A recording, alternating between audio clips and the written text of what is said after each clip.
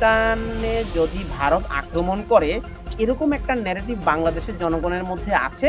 এই যেমনটা আমি এই দর্শকের নাসিরুদ্দিন রানার মন্তব্য থেকে পেলাম যে পাকিস্তান এখন সেভেন সিস্টার্সে আক্রমণ করবে। বিষয়টি কি তাই? পাকিস্তান আর ভারতের যুদ্ধ লাগছে, সেটা থেকে আমাদের যত দূরে থাকা যায় তত মঙ্গল, এবং তারা যাতে যুদ্ধ না করে সেই জন্য তাদেরকে উৎসাহিত করা যে তোমরা যুদ্ধ বন্ধ করো, সেই করা।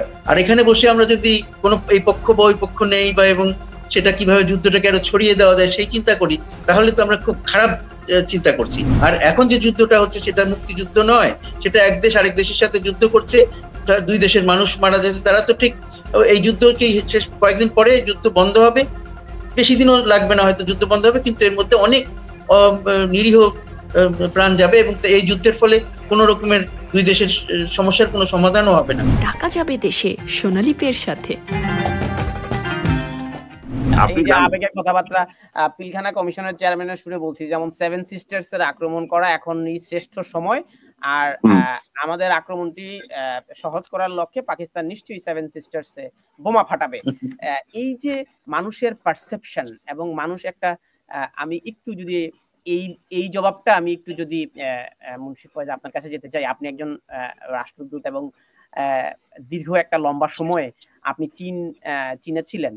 তো আপনি কি মনে করেন পাকিস্তানে যদি ভারত আক্রমণ করে এরকম একটা ন্যারেটিভ বাংলাদেশের জনগণের মধ্যে আছে? এই যেমনটা আমি এই দর্শকের নাসিরুদ্দিন রানার মন্তব্য থেকে পেলাম যে পাকিস্তান এখন সেভেন সিস্টার্সে আক্রমণ করবে। বিষয়টি কি তাই? একদম না, এগুলো আছে আমাদের সব দেশেই, সব রকমের মানুষ সব রকমের চিন্তা ভাবনা করেন, কিন্তু এগুলো এই ধরনের চিন্তাগুলো হচ্ছে এক ধরনের কি বলা যায় অর্বাচীন চিন্তা। আমি যদি বলি, খুব মন খারাপ না করলে আমি বলি কথাটা, কারণ এগুলো কোনো যুক্তি নাই। পাকিস্তান আর ভারতের যুদ্ধ লাগছে, সেটা থেকে আমাদের যত দূরে থাকা যায় তত মঙ্গল, এবং তারা যাতে যুদ্ধ না করে সেই জন্য তাদেরকে উৎসাহিত করা যে তোমরা যুদ্ধ বন্ধ করো, সেই করা। আর এখানে বসে আমরা যদি কোনো এই পক্ষ বা ওই পক্ষ নেই বা এবং সেটা কিভাবে যুদ্ধটাকে আরো ছড়িয়ে দেওয়া যায় সেই চিন্তা করি, তাহলে তো আমরা খুব খারাপ চিন্তা করছি। একদম এটা ঠিক না। যুদ্ধ, একজন যেটা বলেছেন যে স্বাধীনতা যুদ্ধ, সেটার একেবারেই আলাদা। আনিস সাহেব যেটা বলছিলেন আমি তার সাথে একমত, যে দুটো আলোচনা একরকম না। যুদ্ধটা হলো আমাদের তখন মুক্তি, আমাদের অধিকার প্রতিষ্ঠা করবার জন্য আমাদেরকে করতে হয়েছিল। আমরা একটা দেশের থেকে আমাদেরকে ভাগ হয়ে আসতে হয়েছিল, যেহেতু আমরা আমাদের স্বাধীনতা চাই, আমাদের স্বাধিকার চাই, এবং সেগুলো আমাদেরকে দেওয়া হচ্ছিল না, সেই কারণে যুদ্ধ হয়েছিল, এবং সেখানে মুক্তি সংগ্রাম ছিল, সেটা মুক্তিযুদ্ধ ছিল। আর এখন যে যুদ্ধটা হচ্ছে সেটা মুক্তিযুদ্ধ নয়, সেটা এক দেশ আরেক দেশের সাথে যুদ্ধ করছে, দুই দেশের মানুষ মারা যাচ্ছে। তারা তো ঠিক এই যুদ্ধ কি শেষ কয়েকদিন পরে যুদ্ধ বন্ধ হবে, বেশি দিনও লাগবে না হয়তো যুদ্ধ বন্ধ হবে, কিন্তু এর মধ্যে অনেক নিরীহ প্রাণ যাবে, এবং এই যুদ্ধের ফলে কোন রকমের দুই দেশের সমস্যার কোনো সমাধানও হবে না। দুই দেশের সমস্যার সমাধান হবে আলাপ আলোচনার ভিত্তিতে। সেই দিকে আমরা উৎসাহিত করব।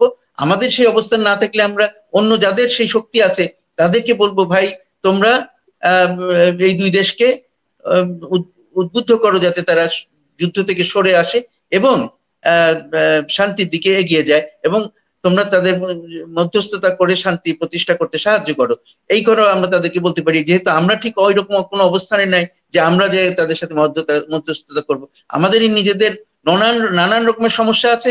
আমাদের এখন সময় হলো নিজেদের অভ্যন্তরীণ যে সমস্যাগুলো আছে সেইগুলো দূর করা। রাজনৈতিক, অর্থনৈতিক, সামাজিক, শিক্ষা, স্বাস্থ্য, সমস্ত ক্ষেত্রে আমাদের যেসব সমস্যা আছে সেইগুলোকে কিভাবে আমরা দূর করতে পারি সেই দিকে মনোযোগ দেওয়া।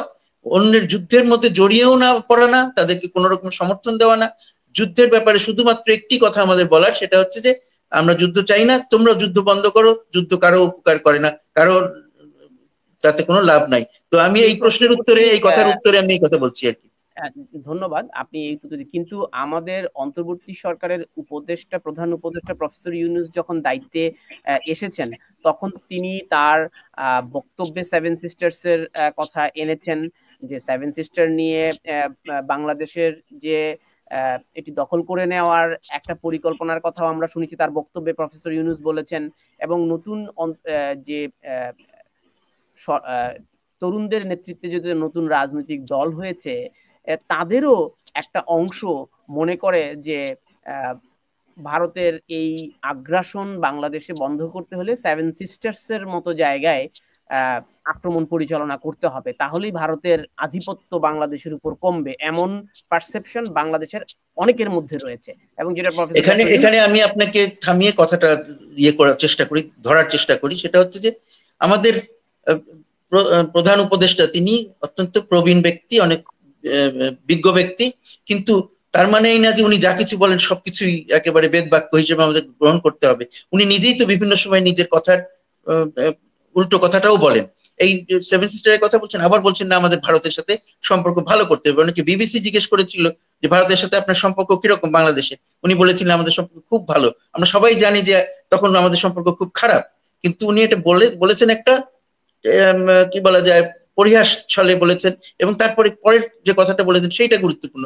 উনি বলেছেন যে ভারত এবং বাংলাদেশ আমাদের যে পারস্পরিক অবস্থান, ভৌগোলিক অবস্থানের কথা বলছেন, সেই অবস্থানের কারণে আমাদের দুই দেশের জন্যই গুরুত্ব, ভারতের জন্য আমাদের জন্য সুসম্পর্ক থাকাটা অত্যন্ত গুরুত্বপূর্ণ। তো সেই জিনিসটা যে মুখ দিয়ে বলেন সেই মুখ দিয়ে আবার উনি সেমিস্টারকে কেন করতে চান, এটা আমি মনে করি যে আমাদের মধ্যে স্ববিরোধিতা বিভিন্ন সময় দেখা যায়, সেখান থেকে সরে আসতে হবে, চিন্তা ভাবনা করে কাজ করতে হবে। এই যে বালখিল্যতা তো রাষ্ট্র পরিচালনার বিষয় নয়, তো বালখিল্যতা থেকে দূর হতে হবে। এই যে যদি কি বলে এসে থেকে কি বলে বাইরে থেকে একটা সফর শেষ করে এসে বলছেন যে তিনি আমরা কি বলে বঙ্গোপসাগরের অভিভাবক, এই কথা বললে কি ভারতের সাথে আমাদের সম্পর্ক ভালো হবে? আবার এদিকে চীনের সাথে বেশ ভালো সম্পর্ক, ভিজিট টিজিট ভালোই হলো, তারপরে আবার এখন হঠাৎ করে আমাদের একজন উপদেষ্টা মনে হয়েছে না এখন মাতার বাড়ি নিয়ে আমাদেরকে সামনে আগাইতে হবে, জাপানকে করতে হবে। তো জাপানকে মাতার বাড়ির ব্যাপারে বড় করে হাইপ করার জন্য, জাপানের সহযোগিতাকে হাইপ করার জন্য তিনি বলে ফেললেন কি যে পায়রা বন্দর তো একটা খাল বন্দর, এইটা বলে তার কি লাভ হলো? এটা তো পায়রা বন্দর এখন চীনারা করতেছে, তো চীনাদেরকে একটা খোঁচা দিয়ে চীনের সাথে সম্পর্ক ভালো হবে আমার? এই জিনিসগুলো যদি না বুঝি, তাহলে তো আমরা নিজেদের ক্ষতি নিজেরাই করি, তাই না? সুতরাং আমার মনে হয় যে আমরা যখন কিছু উচ্চারণ করব অত্যন্ত চিন্তা ভাবনা করে করতে হবে, এবং যখন সেটা সরকারের প্রধানের কাছ থেকে আসে তখন আরো বেশি চিন্তা করে বলতে হবে। উনি একদিন এক কথা বলবেন, আরেকদিন আরেক কথা বলবেন, মানুষ কিভাবে তার উপরে আস্থা রাখবে, এই সরকারের উপর আস্থা রাখবে? সুতরাং অনেক দেরি হয়ে যায় নাই, আমাদের অল্প কিছুদিনই তো হয়েছে আমাদের যে অভ্যুত্থান হয়েছে 5ই আগস্টের অভ্যুত্থান, তারপরে সময় খুব বেশি যায় নাই। আমরা ভালো করে চিন্তা ভাবনা করে আগে আমাদের নিজেদের দেশের সমস্যাগুলোকে সমাধান করার চেষ্টা করি, অন্যের সমস্যায় হস্তক্ষেপ করতে চেষ্টা না করি, এবং আমাদের নিজেদেরকে কোনো রকমের আমাদের বন্ধুদের সাথে সমস্যা যেগুলো জড়িয়ে আছি আমরা সেখান থেকে সরে আসবো কিভাবে সেই চিন্তা করি আমরা।